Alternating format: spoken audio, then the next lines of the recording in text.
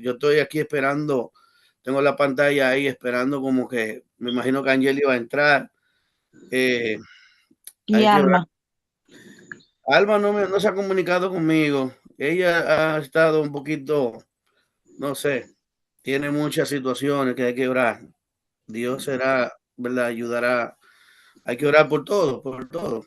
En realidad, yo creo que vamos a entrar en una etapa que de verdad, se lo digo con sinceridad, es una etapa muy bonita y muy importante, quizás la más importante del estudio. Me gustaría que ninguno se lo perdiera, hombre. Sabemos que hay diversas cosas que se interponen entre nuestra vida espiritual. Hay cosas naturales, hay cosas personales, hay desvaríos personales también, de doble ánimo y otras cosas por ahí, pero afanes de realmente, la vida también, ¿cómo? que nos dejamos dominar de los afanes de la vida y de la preocupación también. Dejamos dominar y a veces, bueno, vamos a ver y vamos a tratar de hacer algo bien importante en esta noche, así que vamos a orar. Amado Dios, te damos gracias en esta noche. Gracias porque un día más estamos, Señor, reunidos en tu nombre. Y tú dices que donde hay dos o tres reunidos en tu nombre, Señor, ahí tú estás. Te damos gracias, Padre, porque hoy, Señor, un día de semana que tú has prometido, Señor, y que tú has provisto para que nosotros podamos alimentarnos, que podamos cuidarnos, que podamos ayudarnos por medio de la escritura, Señor. Tú nos vas a guiar, nos vas a instruir en la justicia, Padre. Nos vas a guiar por medio de ella para que podamos llegar a la verdad. Y tu palabra, tú dices, Señor, que tu palabra es la verdad que nos santifica, la verdad que nos liberta, la verdad que nos hace libre, la verdad que nos alumbra el entendimiento, Señor. Te doy gracias, Padre, por mi hermana Francis y por cada uno de mis hermanos que hoy están, Señor, no, quizás no se han conectado todavía. Te pido por lo que están haciendo en esta hora, que tú los guardes, aquellos que van de camino de un lugar a otros, aquellos que están en sus hogares, en sus afanes y en otras cosas. Te pido que tú los guardes, los proteges y los bendiga en el nombre de nuestro amado Señor Jesús. Amén y amén. Gloria a Dios. Amén, gloria a Gloria a Dios. Dios. Amén. Hoy, amada, vamos a iniciar este hermoso estudio.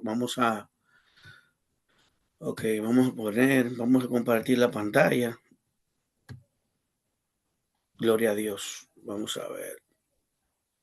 Ok.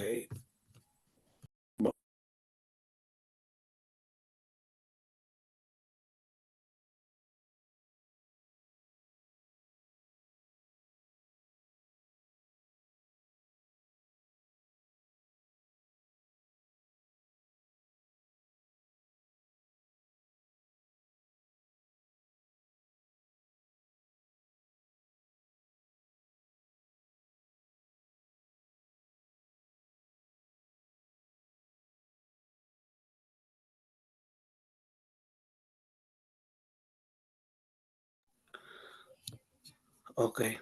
Vamos a ver si ahora compartir audio con pantalla. Ok. Déjeme ver, disculpe. Usted me está escuchando ahora. Déjeme compartir la pantalla. Sí, Yo no soy escucho. tan experto en esto. Vamos a ver. Ahora sí, vamos a ver si la podemos. Vamos a verlo por ventana. Vamos a compartirlo. A ver si me escucho. Ok, vamos a ver. Ok. Ok. Ahora sí, ahora me escucho, ¿verdad? Déjeme saber. Sí, se Ok, escucha bien. perfecto. Vamos aquí. ¿Cómo estudiar las escrituras? Me gustaría que usted tenga también sus anotamientos, sus anotación ahí.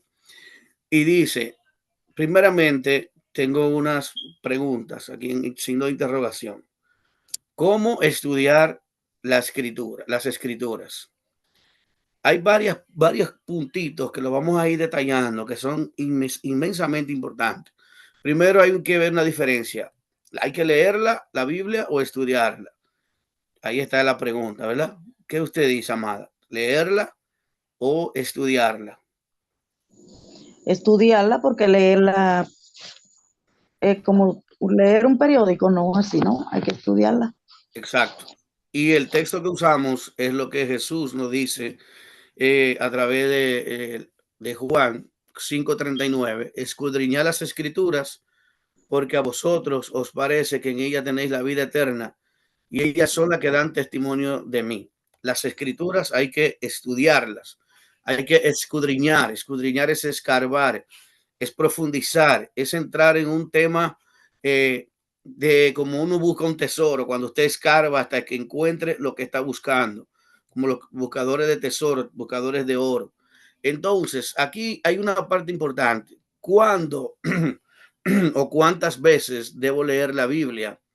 La escritura nos dice aquí en Mateo 4:4, y él respondió y dijo, como está escrito, o escrito está, no solo de pan vivirá el hombre, sino de toda palabra que sale de la boca de Dios. Y cuando habla del pan, habla del alimento diario que nosotros tenemos en la parte física, que necesitamos comer. ¿Y cuántas veces comemos? Diario, comemos diario.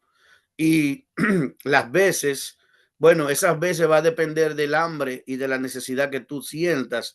Así como cuando una persona come 3 veces, en otras come 3, come 4, come 5, come 10 veces, dependiendo.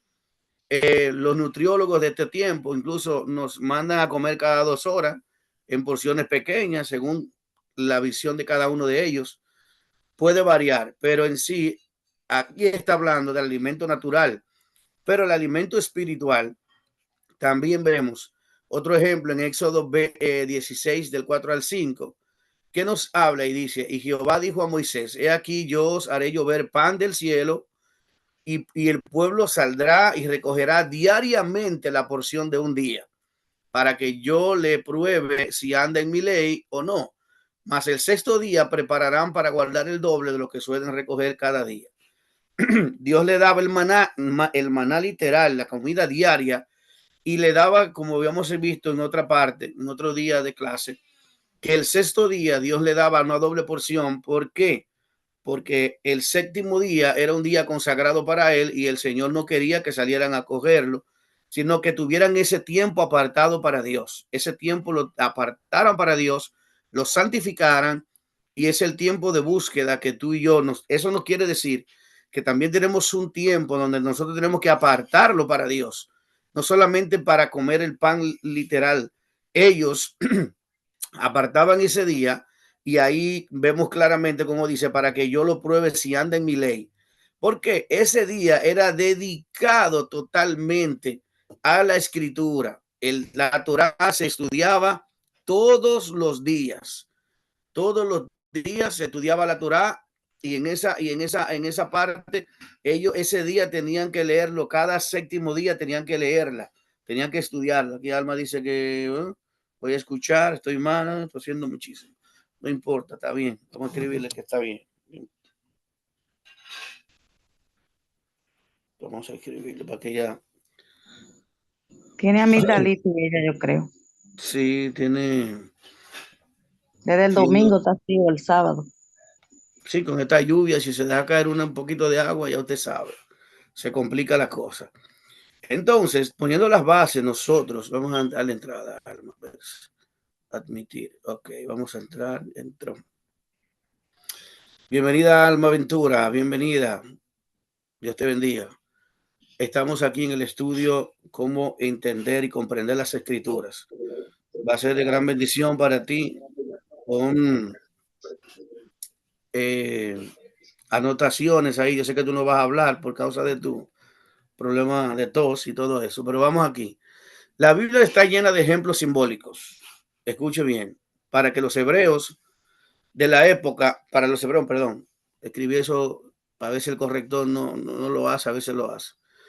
Para los hebreos de aquella época era fácil de ellos comprender aquellos ejemplos simbólicos que la Biblia nos va a mostrar, y la Biblia nos muestra. La Biblia está llena de símbolos que hoy debemos de entender que como símbolos son símbolos, y cada símbolo tiene una representación, no es literal. Debemos de entender que la Biblia tiene un sinnúmero de componentes y de herramientas que la vamos a enumerar ahora, y quiero que cada uno de ustedes preste mucha atención. Lamento que algunos no se hayan conectado todavía, porque no es lo mismo hasta inclusive verlo en el video luego después. Dice, para los hebreos de aquellos tiempos era fácil comprender. Por eso en algunas cartas apostólicas, como vemos en el Nuevo Testamento, los escritores no hablan de forma clara para nosotros en este tiempo y en nuestra cultura. Escuche bien, para nosotros la Biblia es un libro de enigmas, es un libro de mucho misterio, pero realmente no es tal cosa en cierto modo, ya que la escritura está lleno de frases, de símbolos, de personas de aquellos tiempos que eran diferentes tiempos a lo de ahora y diferente cultura. Tenemos que entender que vivimos en una cultura occidental, por lo tanto, nuestra cultura no es para nada parecida a una cultura oriental como es la que ellos están viviendo en Medio Oriente, en el tiempo, en su cultura de Israel, en el entorno de su vida, donde ellos se movían en todos esos aspectos, en todos esos países. Entonces, dice también, en diferentes tiempos para ellos y en su cultura, para ellos era muy fácil entender.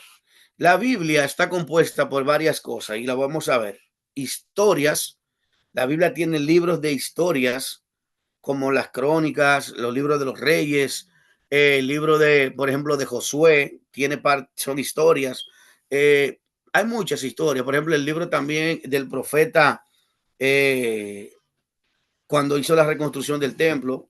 Ahí está, por ejemplo, déjeme buscarle algunos para enumerarlos, por lo menos. Eh, Mías. Nehemías, está Esther, que son historias.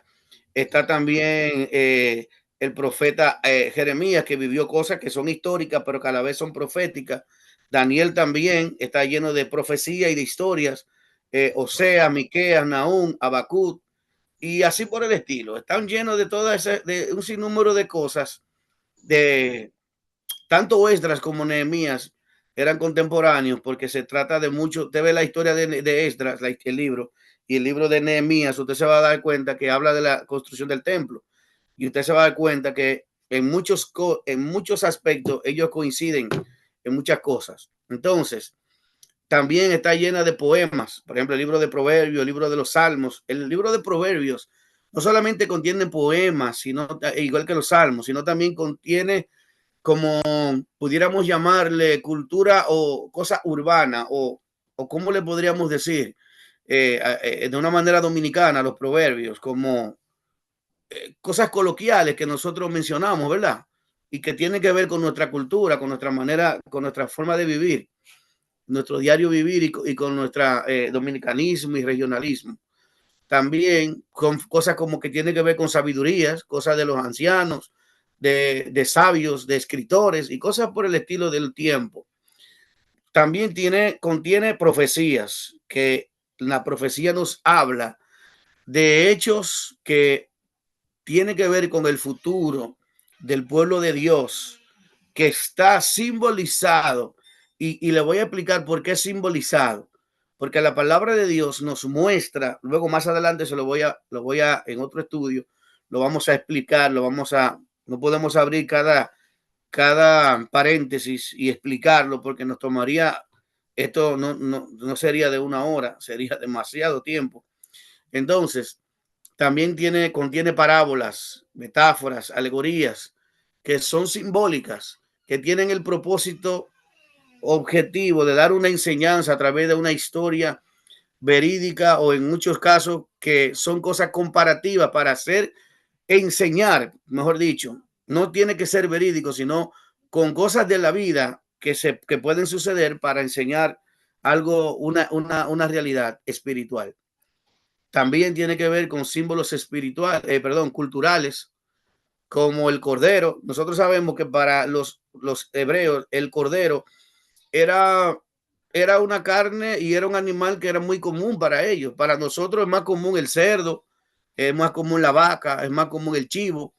Y en ciertas regiones, por ejemplo, en nuestro país, sabemos que en la línea noroeste el chivo es una costumbre comer ahí. Para ellos es más adecuado o más natural comer chivo, comer arroz, comer guineo, como le dicen. Y diferentes, por ejemplo, en diferentes regiones de nuestros países, eso sucede también. Hay algo muy importante también, que es el hebraísmo.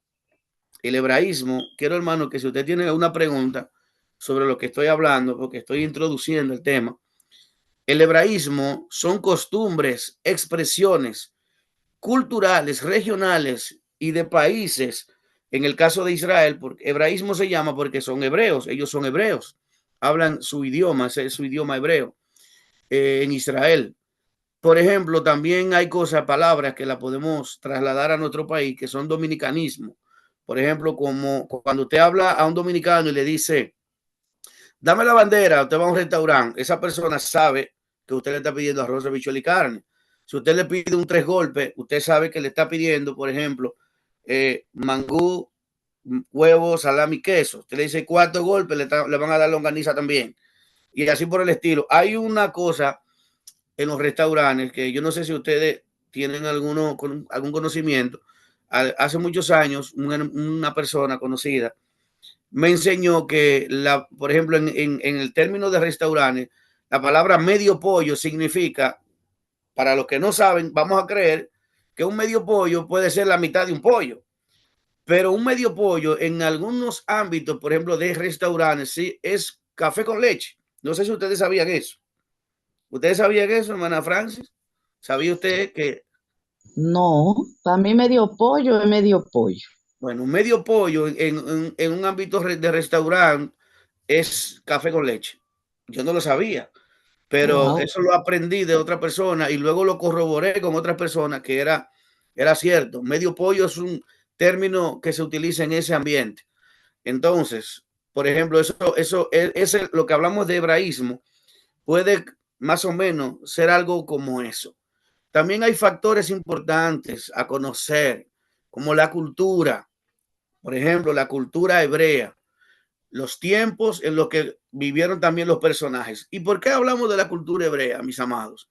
La cultura hebrea es necesario comprenderla porque nuestra creencia, nuestra fe, amados, escuche, déjenme dejar de compartir la pantalla para que puedan poner atención ahora. Mire bien, la cultura hebrea, nuestra fe, viene de una cultura israelí porque el personaje más importante de nuestra fe es judío, o sea, es hebreo. Entonces, por lo tanto, los apóstoles, los profetas, todos los que tienen que ver con nuestra fe eran hebreos. Por lo tanto, debemos de conocer la cultura hebrea de aquellos tiempos para poder tener una mejor interpretación de la escritura, ya que si nosotros no conocemos la cultura hebrea y no conocemos ni siquiera nada de lo que tiene que ver con el idioma hebreo, pues entonces vamos a tener ciertos problemas para poder comprender de manera correcta y adecuada la escritura. Primero, la ley, o vamos a decir, el Antiguo Testamento se escribió completamente en hebreo. Completamente fue en hebreo. Su idioma es hebreo. Dios le dio el mensaje y cada uno de ellos en su idioma escribió las letras en hebreo. ¿Qué sucede con la palabra de Dios o con la Biblia que usted y yo tenemos? Que todas las escrituras que tenemos, las diferentes versiones, son traducciones y en su mayoría no son traducciones, sino interpretaciones de una traducción. Por lo tanto, tiene errores. No quiero decir que la Biblia tiene errores, sino las traducciones que tenemos tienen errores. Quiero enfatizar en que tanto el idioma hebreo como el idioma griego no utilizaba signos de puntuación, no utilizaba la coma, no utilizaba el punto y seguido, el punto y final.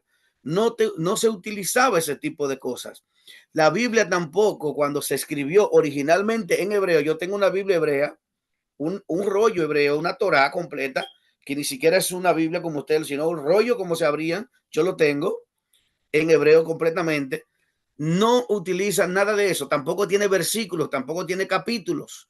Por lo tanto, si nosotros nos guiamos de nuestra manera occidental de entender la Biblia, vamos a cometer los errores que hemos estado cometiendo durante siglos, mis hermanos.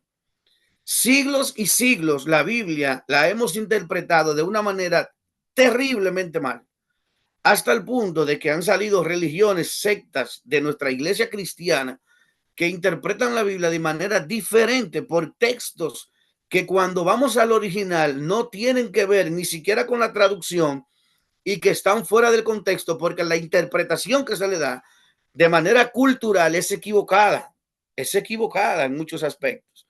Y por lo tanto, eso ha causado, amados, que hoy tengamos un sancocho. Y usted sabe, cuando hablamos de un sancocho doctrinal, usted sabe lo que estoy hablando. Esto de manera simbólica. Y esto es parte de lo que la Biblia hace. Un sancocho espiritual, hermana Francis, ¿cómo usted lo interpreta esa palabra? Un sancocho doctrinal. Ay, Dios mío. Oh, pero un sancocho, eso tiene de todo adentro. Eso tiene de todo. De todo. Sin uno sabe ni, ay, Dios mío. Eso Que si tiene yo de cuánta todo. carne, que si yo cuánto víveres. Uh-huh. Imagínese si es doctrinal, cada quien con su propia idea, cada quien con lo que, lo que yo interpreté, que es Uh-huh. otra cosa que se usa mucho. Lo que Sí, el yo Señor me entendí. reveló a mí. Ay, Uh-huh. Sam. Y mire, por ejemplo, Marcos Vidal. Yo sé, no sé si usted ha escuchado canciones de Marcos Vidal. ¿Usted ha escuchado canciones de Marcos Vidal? Sí, ¿Usted ha escuchado una canción que dice, unos hablan lenguas, otros presumen de virtud, pero el mundo muere, muere sin ver la luz? ¿Usted ha escuchado esa canción? y esa es nueva o es de No, la esa es de la vieja. vieja, esa es de la vieja.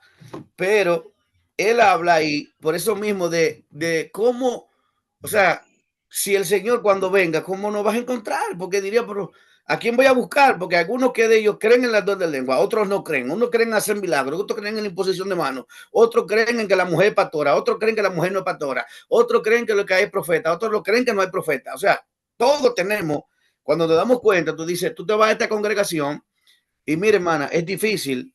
Por ejemplo, para uno que vive en otro país, a veces es difícil. Por ejemplo, yo tuve la oportunidad de llevar un cliente a una iglesia adventista y yo le decía a él estaba, se movió de un estado hacia aquí, donde yo vivo, en New Jersey, y él decía, no, yo voy a mi iglesia. Yo le dije, ¿cómo tú encontraste esta iglesia? Porque vive lejos. Yo lo fui a llevar a buscar lejos y lo llevé lejos. Y él me dijo, bueno, porque busqué y encontré una iglesia adventista. La iglesia adventista es la misma en el mundo entero. Usted se va a África, usted se va a China, usted se va a Europa, a Dominicana, a Haití, y es la misma doctrina, la misma creencia, todo. Al Esos son igual los que guardan el sábado, ¿verdad? lo que guardan el sábado. Al igual que ¿cómo se llaman? Los testigos de Jehová. Usted es testigo de Jehová en China, en África, en Indonesia, en Tailandia, en Filipinas, en Dominicana y en Haití, es lo mismo. Las mismas atalayas se traducen lógicamente en idiomas diferentes, pero es lo mismo. La misma doctrina, la misma enseñanza, no varía. Los mormones por igual, pero la iglesia evangélica y la iglesia católica es un sancocho que hay de todo, hermano. Es un chin de aquí, un chin de allí. El pastor mío dice esto, el pastor mío no cree en aquello, el pastor mío cree que en esto, el pastor mío apóstol, el pastor mío no cree en eso, el pastor mío cree que aquello. Hay otros que dicen que los dones ya cesaron, los dones ya no fueron para el Antiguo Testamento, que ya no se usan en estos tiempos. Entonces, hay un sinnúmero de creencias que tú dices, entonces, ¿a quién le creo? Eso ha traído tanta confusión hasta el punto de que muchos cristianos incluso dicen, ¿a quién le creo? Y da hasta pena y vergüenza que muchos inconversos dicen, pero ¿de cuál tú eres? Tú eres pentecostal, tú eres bautista, tú eres arminianita, tú eres calvinista, ¿qué es lo que tú eres? Y eso da vergüenza, porque yo lo que me sale decir, yo no soy de ninguno, yo soy de Cristo. De Cristo. Y exacto, hermano. Pero mire, por ejemplo, cuando yo me convertí la primera vez, en mi primer momento en el Señor, yo vine a una iglesia metodista y yo digo, wow, cuando yo comencé a estudiar, a buscar de Dios, yo no decidí ser metodista, yo quería ser creyente, cristiano, pero que cuando estoy en la iglesia metodista, lógicamente te empiezan a adoctrinar con la iglesia metodista. Pero mi padrastro, mi padre, que me crió, era pentecostal. Y él me decía, mi hijo, esto no es así, esto no es así. Ahí fue que yo entendí que había una guerra entre una doctrina con otra y que no eran compatibles la doctrina. Entonces dije, algo está mal aquí. Entonces, tanto yo comprendía y estudiaba la doctrina de pentecostal como estudiaba la metodista, y luego dije, espérate, aquí hay algo que no concuerda. Entonces, luego empecé a darme cuenta que habían ciertos problemas dentro de la iglesia evangélica que, imagínense, he O que, conocido y ¿Mm? o Digo, que no hemos ido a los extremos, pastor. Hay una que el mover del Espíritu Santo se pasan, Ujú. y hay otras que se han concentrado en el estudio de la palabra y parecen que como un velorio que hay ahí en el culto. Exacto. Mire, yo he ido a iglesias aquí y que no quiero decir las denominaciones, pero parece un cementerio. Y Sí, he ido a otras iglesias y no, y tú esos lo son ves. lo que se llaman sana doctrina. Exacto. Esos son Y los que ve, se dicen sana doctrina. hay personas de esas que usted va y las personas cantan por cantar, cantan de canciones y están ahí como locos por terminar. Y cuando terminan sus dos canciones, se paran, agarran su bicicleta, se sientan. Nadie canta, nadie se para, nadie adora, nadie alaba. Y hay otras que usted ve que por cualquier gloria a Dios, aleluya, está todo el mundo ahí. Todo el mundo queriéndose partir el cuello. Y tú Ay, dices, santo pero ¿y Dios. cómo es esto, Padre Ayúdame. Santo? Entonces es un desastre, hermano. Vamos Un a continuar. desastre. Ajá, dígame. Esto es, pastor, un desastre. Un desastre. Hemos ido a los extremos. Ujú. Y da vergüenza a veces cuando uno le preguntan, ¿de qué tú eres? ¿De quién tú eres? ¿Desde qué tú eres? ¿A qué iglesia tú perteneces? Y eso da pena. Bueno, hermanos, seguimos. Dice también que hay unos factores importantes, cultural, como les decía, el factor de los tiempos en los que vivieron los personajes y en los que se escribió las cartas. Por ejemplo, quiero dar un ejemplo. Cuando, cuando usted mira, por ejemplo, algunos, por ejemplo, el profeta Daniel. El profeta Daniel decía en uno de sus escritos, o una de las profecías, que decía que él vio en una visión unos carros que parecían que tenían cabezas como como coronas de mujer, como cabellos de mujer, y que tenían su cola como serpientes, y que tenían como corazas como de acero, y que sonaban como si fueran caballos a la batalla. Y cuando tú estudias todo lo que él describe, él está describiendo prácticamente un helicóptero.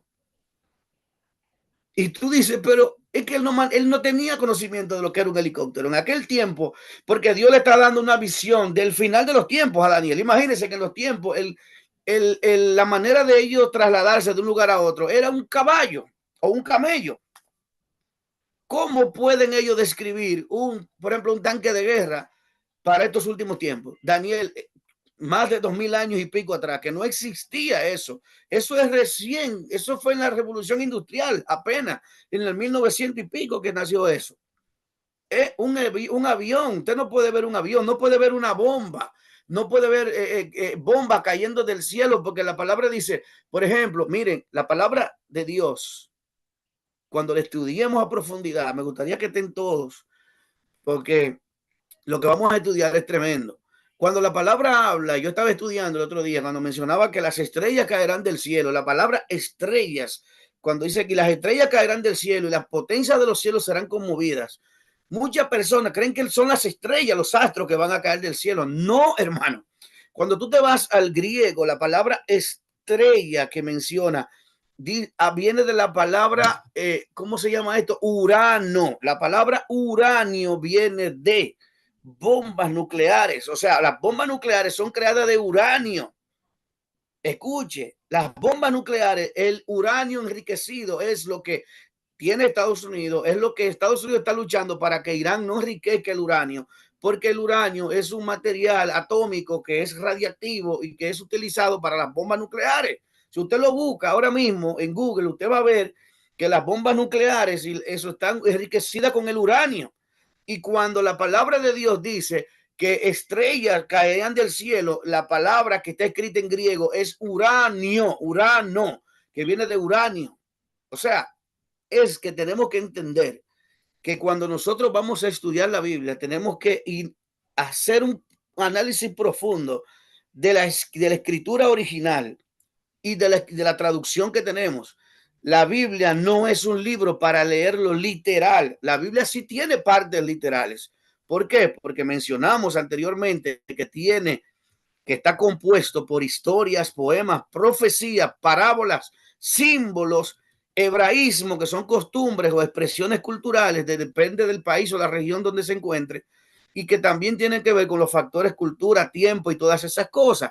También hay que entender que hay un contexto histórico que tenemos que conocer el por qué se dijo y qué sucedía en ese tiempo en el cual se escribió ese documento, esa carta o esa parte de la Biblia. El contexto cultural donde se escribe, contexto de la persona a quien se dirige. Por ejemplo, esto mostrará la verdadera razón de la escritura a su persona. Ustedes me están escuchando y me están entendiendo, ¿verdad que sí? Amén. Se está entendiendo todo, o sea, entienden la importancia de todo lo que estamos hablando. Claro que sí. Yo Continúe. quiero que ustedes hagan sus anotes sobre esto, de verdad que es bien importante. Entonces seguimos para que ustedes vean. Por ejemplo, aquí veo un ejemplo, escribí un ejemplo. Pablo le habló en cartas al hermano Timoteo. Esto debe verse de acuerdo al contexto cultural del personaje en cuestión, contextos históricos, lo que pasaba en el tiempo y la razón por la que se escribió. Bendito sea el nombre del Señor. También Pablo escribió a iglesias específicas por razones específicas. Nosotros conocemos la carta de Pablo a la mano Timoteo, primera de Timoteo y segunda de Timoteo, ¿verdad que sí? Tienen una razón personal. ¿Por qué? Porque hay un contexto personal de Timoteo. Y hay un contexto, ¿por qué? Porque Timoteo estaba trabajando en una congregación, estaba siendo líder de una congregación, pastoreando una congregación, y él necesitaba conocer primeramente cómo debía conducirse en la casa de Dios. Él debía saber cómo conducirse en la casa de Dios. Y por eso el apóstol Pablo le escribe a Timoteo cómo debes conducirte en la casa del Señor y les da algunos tips o algunos consejos. Ok, vamos a ver, por ejemplo, en primera de Timoteo, capítulo 3, versículo 15, hermana Francis, por favor. Primera de Timoteo, capítulo 3, versículo 15. Bendito sea el nombre de Dios. Que esto demuestra de manera clara, bíblica y contextual lo que le estoy diciendo. Bendito Dios. Primera de Timoteo 3:15. Primera de Timoteo, denme un momento, Uh-huh. porque Uh-huh. estoy usando la Biblia, la grande. Primera de Timoteo 3:15. 3:15. Déjeme ver si veo, porque la vista mía no está fácil. 14, el ministerio de la piedad. 15, en el nombre de Jesús leemos. Pero en caso que me tarde, te escribo para que sepas cómo debes conducirte, cómo debe conducirse uno en la casa de Dios, que es la iglesia del Dios vivo, columna y sostén de la verdad.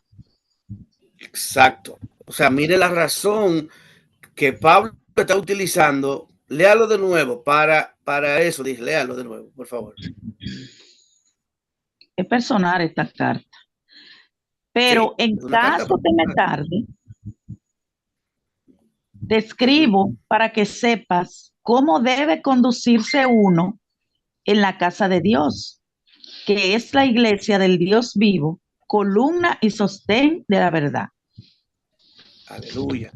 Exactamente. Ahí no está hablando el apóstol Pablo, está dando a Timoteo ciertos tips o ciertos consejos para que él sepa cómo debe conducirse en la casa del Señor. También vemos que el apóstol Juan le habla al hermano Gallo en una de sus cartas, al final, casi en Apocalipsis, de las primeras cartas, segunda y tercera, creo que la tercera carta al hermano Gallo. Vamos a ver, vamos a hacer un review rápido para que usted vea. Ahí está. Tercera carta de Juan, capítulo 1, versículo 1. Dice, el anciano Gallo, el amado, a quien amo en la verdad, amado, escucha lo que dice Pablo a Gallo. Yo deseo que tú, ¿a quién le está hablando Pablo ahí? Juan, perdón. Al hermano Gallo. ¿Me entiendes?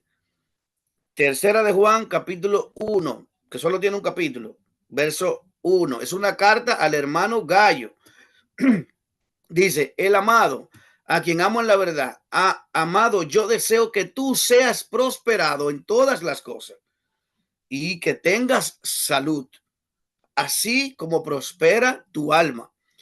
pues mucho me regocijé cuando vinieron los hermanos y me dieron testimonio de tu verdad, de cómo andas en la verdad. No tengo mayor gozo que el oír que mis hijos andan en la verdad.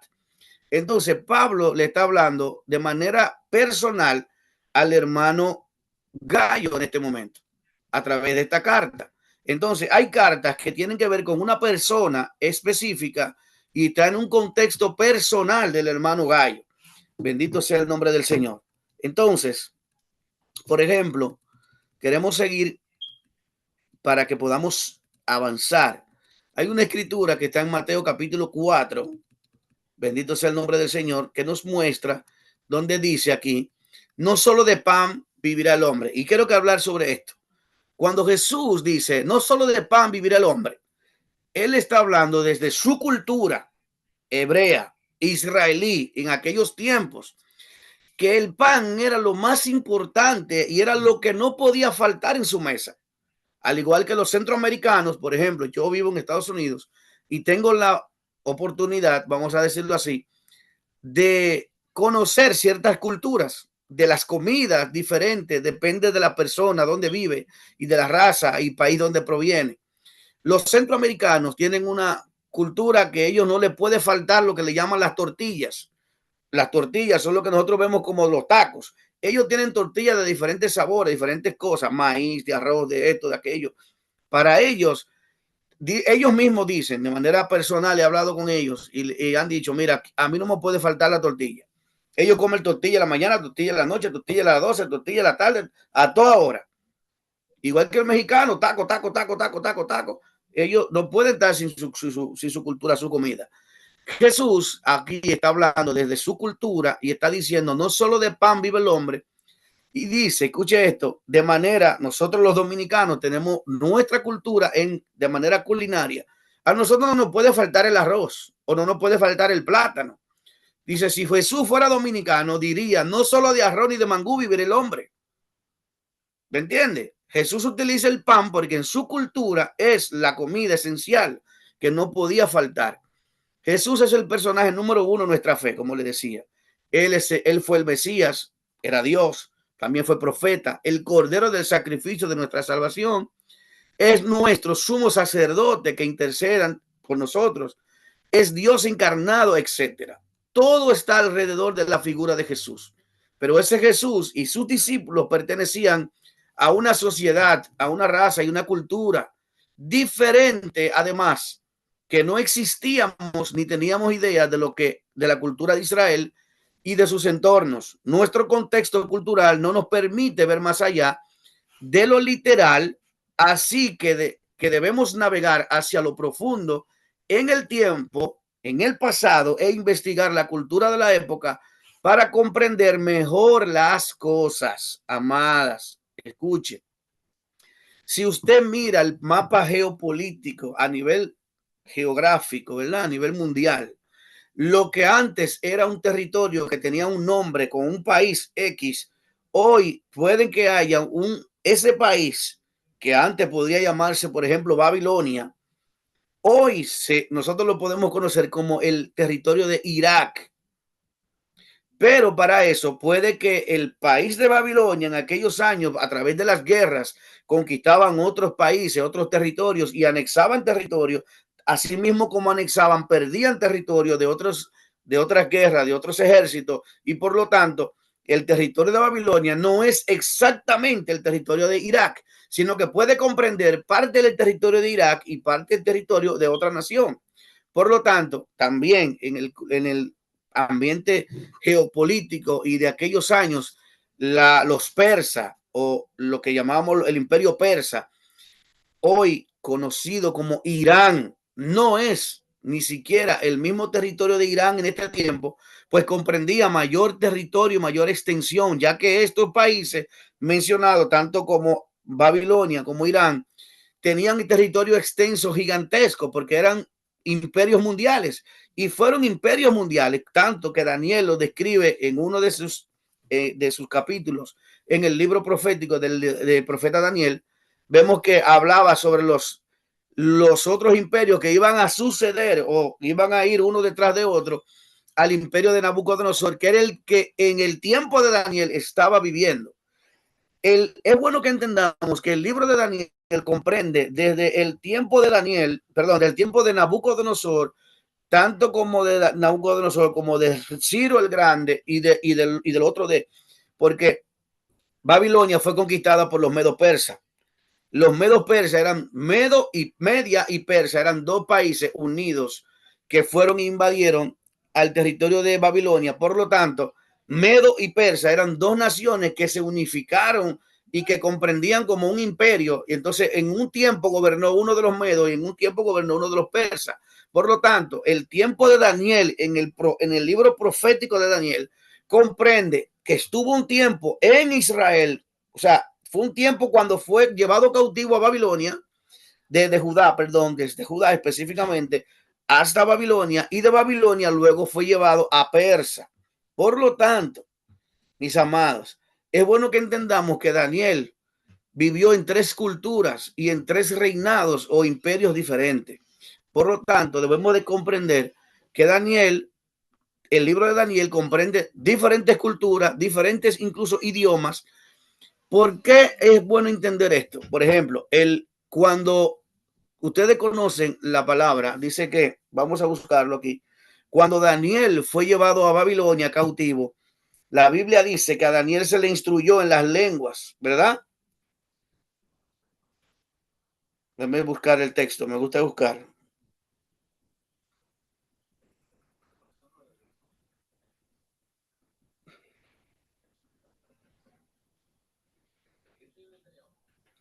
Ok.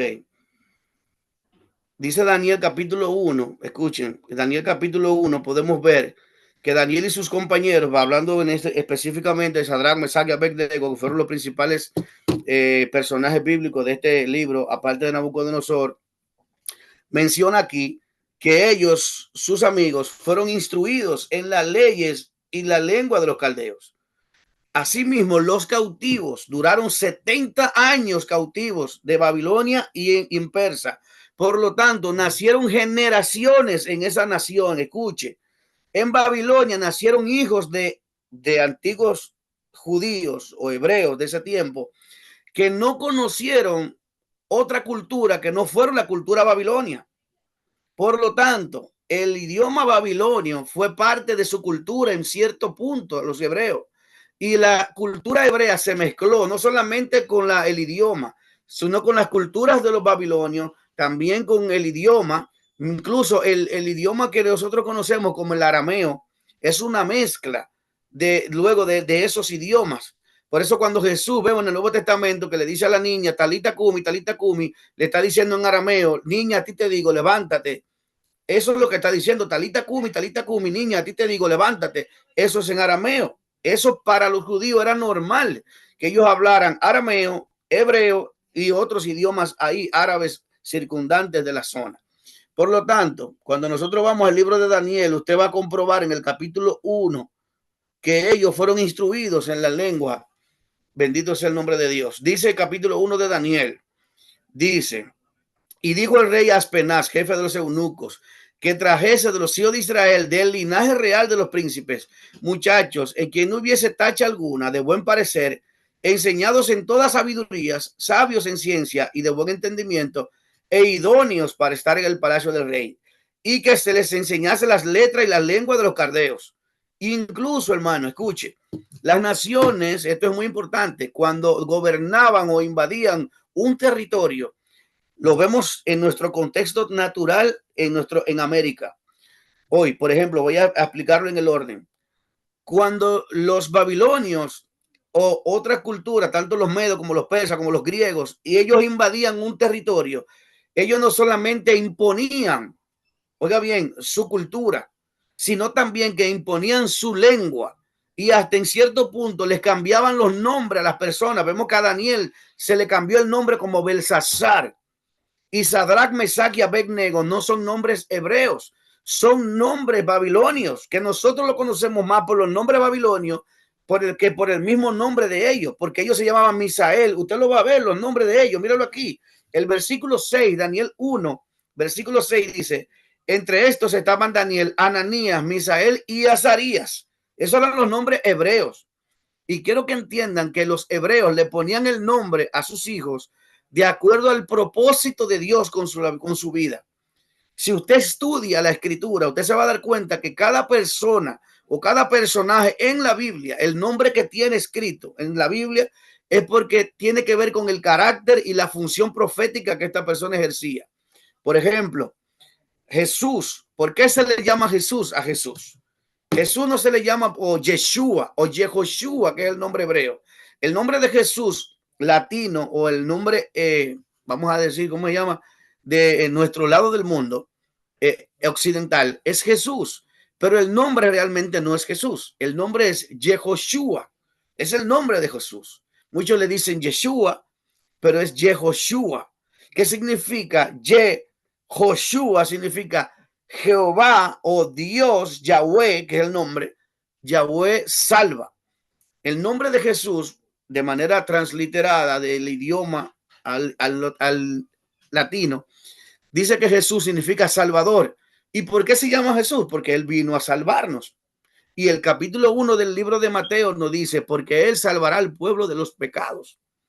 Y lo podemos ver, amados. El capítulo 1 de Mateo nos muestra la razón por la que se le llamó Jesús a Jesús. Dice el nacimiento de Jesús, dice, bueno, mire el capítulo 1 de Mateo, versículos 21. Y darás a luz un hijo y llamará su nombre Jesús, porque él salvará a su pueblo de sus pecados. O sea, el propósito estaba ligado al nombre. Por lo tanto, cuando usted mira los nombres que le dieron a Daniel y a los demás, tiene mucho que ver con los dioses que los babilonios tenían. Ellos le cambiaron el nombre queriéndole cambiar la identidad, porque cuando tú le cambias el nombre, le cambias la identidad. Usted se da cuenta que en nuestra cultura utilizamos mucho los apodos. Los apodos se utilizaban para cambiar la identidad. Por ejemplo, usted le dicen a una cosa, fulano, que yo qué, el nombre de un apodo tiene mucho que ver con lo que esa persona hace. Y usted podrá decir, ¿y por qué le dicen fulano? ¿Por qué le dicen ese nombre a fulanito? Y de una vez, la gente que lo conoce le va a decir, es porque él hace esto y esto y esto. ¿Usted se da cuenta? ¿Usted se da cuenta, amados? ¿Me escuchan y me entienden? Entonces, esto tiene que ver mucho con esto, con el propósito y el nombre. Ahora bien, vamos a continuar. Gloria a Dios. Iniciemos conociendo algunas cosas. Casi tenemos la hora encima, pero iniciamos a las 35. Nos quedan como 10 minutos, 11 minutos.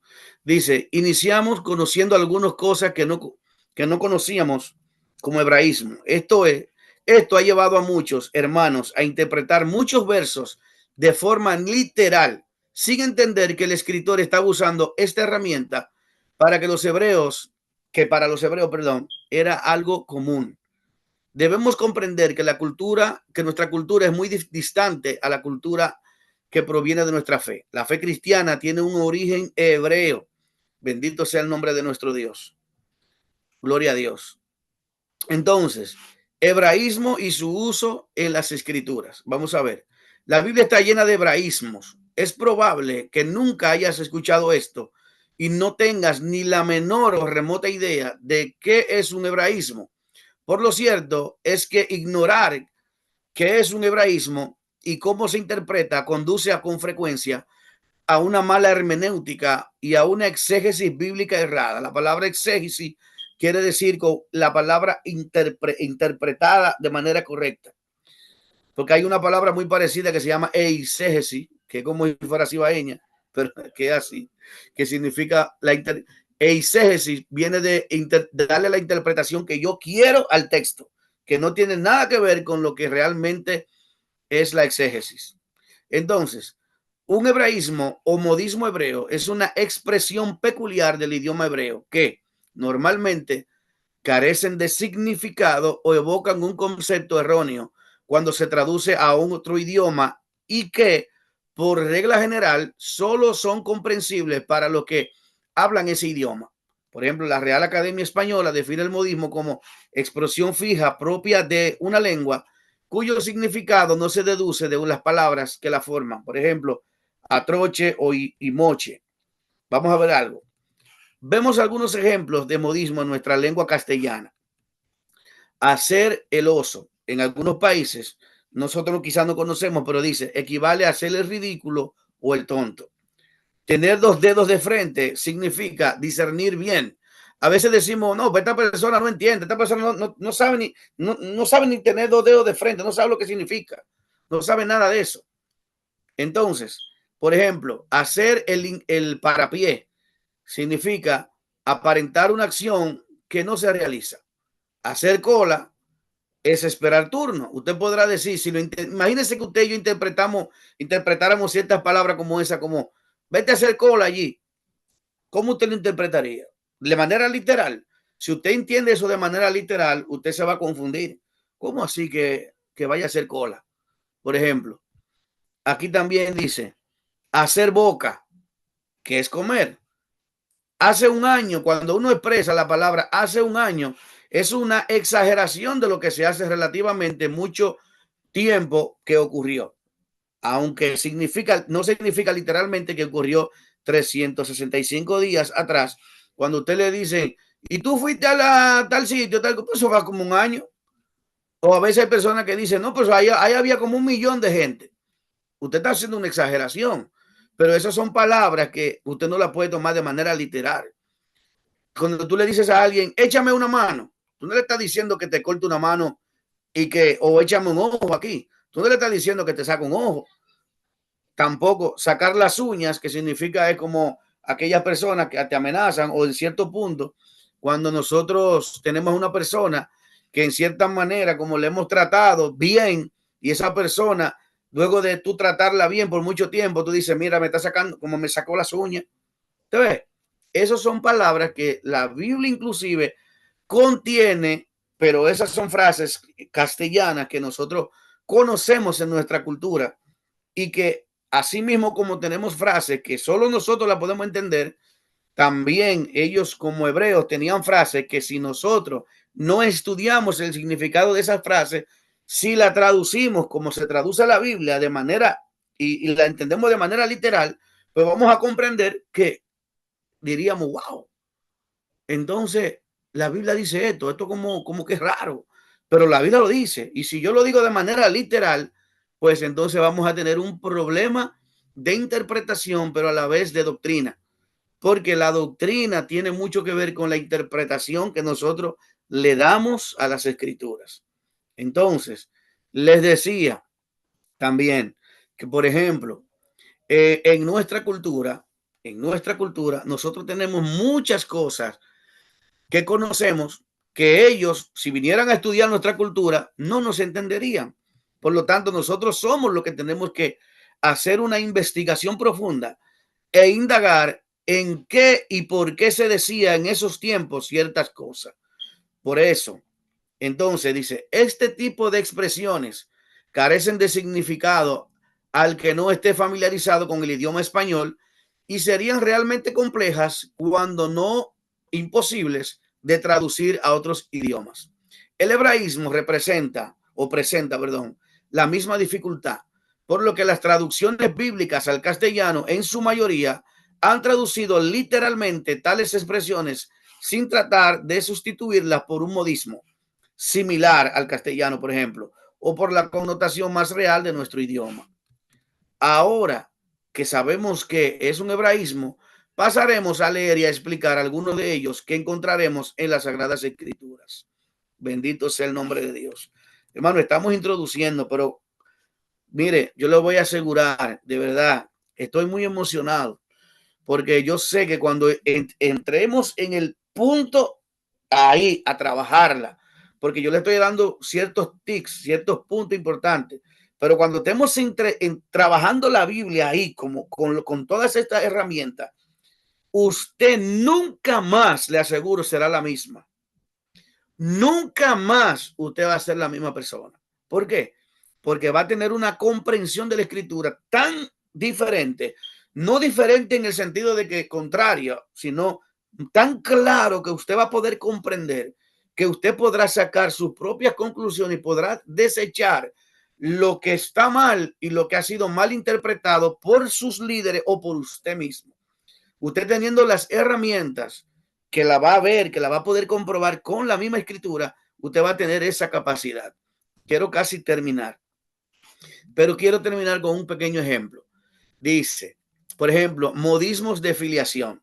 Son modismos que usan términos, por ejemplo, la palabra hijo, no en el sentido ordinario de ser descendiente de alguien, sino con la intención de relacionar a la persona con ciertas características o cualidades. Por ejemplo, a Jacobo y a Juan se les llama los hijos del trueno, perdón, los hijos del trueno, no porque eran hijos de un trueno, no porque eran hijos de, por ejemplo, de Thor, que le llaman, a Thor se le llama el hijo del trueno en la parte griega. Ustedes conocen que la mitología griega, Thor significa el dios del rayo, es el dios del trueno.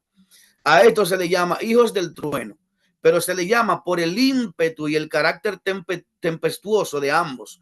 Eran agresivos, eran como interperantes, eran personas que incluso en una ocasión dijeron, Señor, esta gente no quiere escuchar el evangelio, vamos a orar para que descienda fuego del cielo y los mate a todos. Oiga, qué carácter tenía. Y por eso se le llamó a eso así. En Efesios capítulo 2, verso 2, dice, se le llama a los incrédulos hijos de desobediencia, por tener vidas caracterizadas por la desobediencia a la ley de Dios.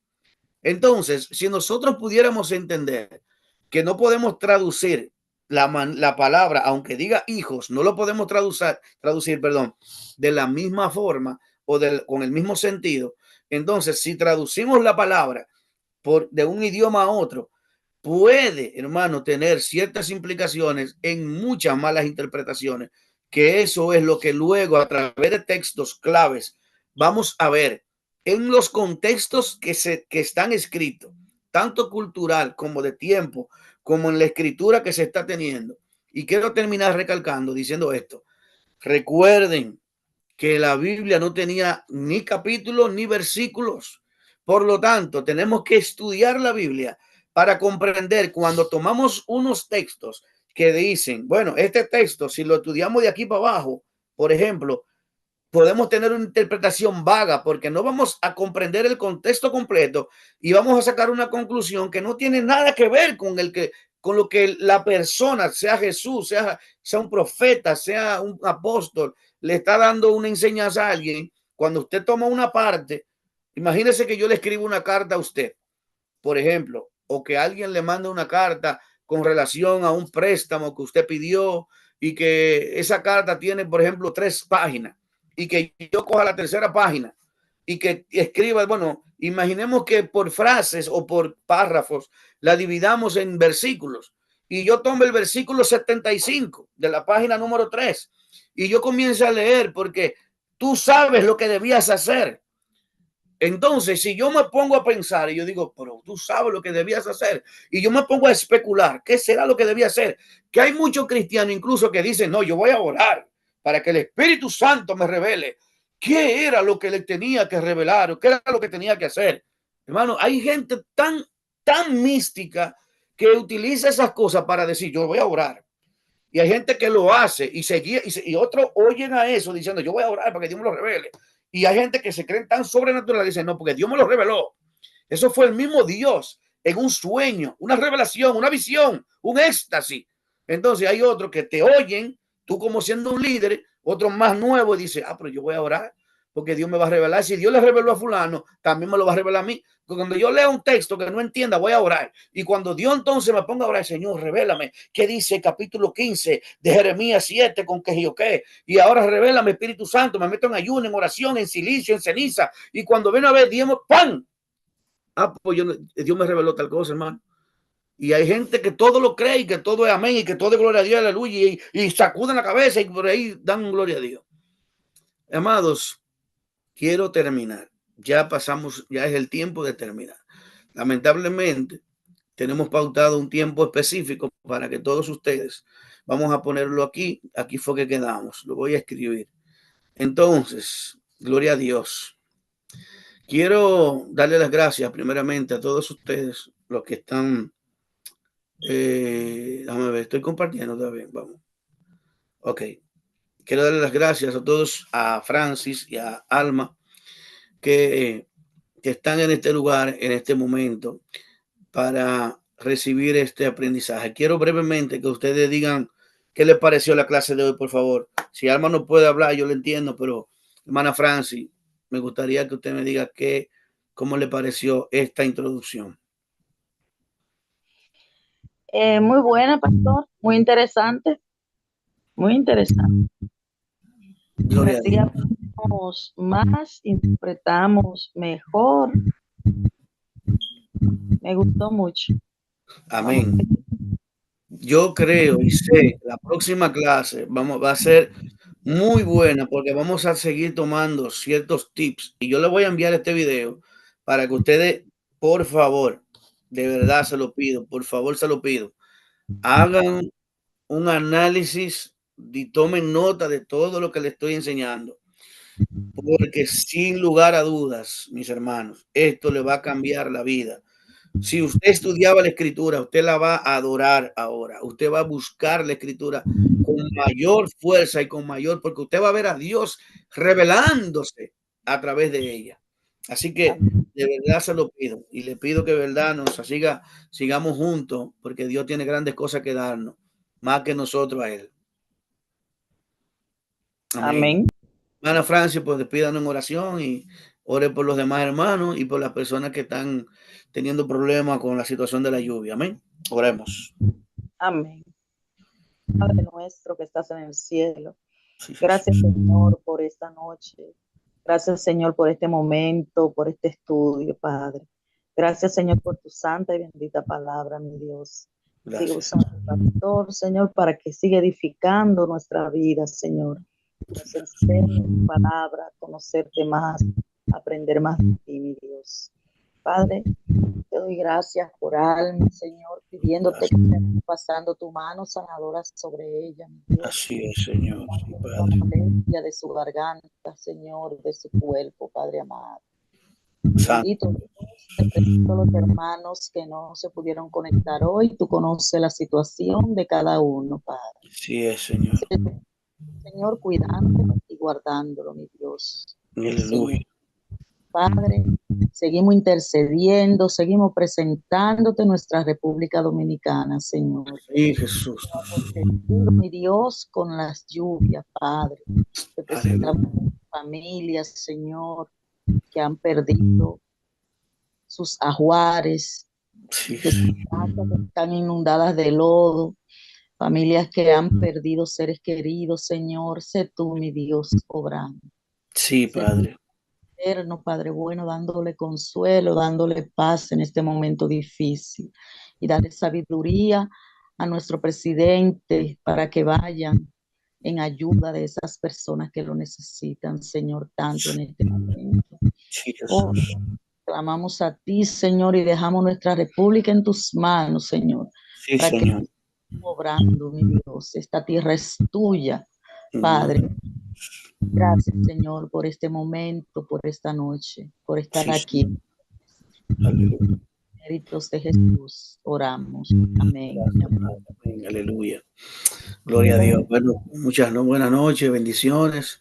Cualquier cosa estamos aquí, cualquier comentario, gloria a Dios. Bendiciones, feliz noche y nos seguiremos viendo el próximo miércoles. Dios le bendiga, que tengan feliz resto de fin de semana y de resto de semana. Dios le bendiga. Amén. Bye bye. Bendiciones. Amén.